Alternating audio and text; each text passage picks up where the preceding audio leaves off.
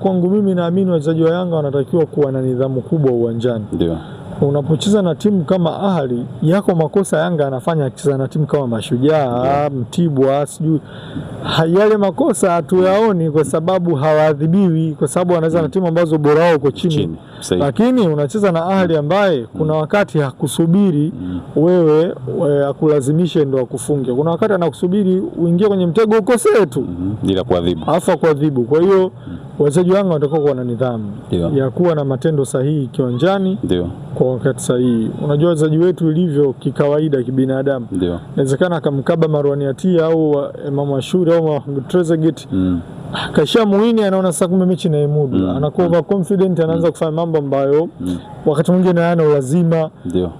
Yanapelekea kuikosti timu. Sehemu ya kudribble mtu analazimisha kutoa pasi. Sehemu ya kutoa pasi mtu analazimisha kupiga shuti. Sehemu ya kupiga pasi mchezaji anataka kudribble aonyeshe uwezo wake binafsi. Hizi sio mechi za aina hizi.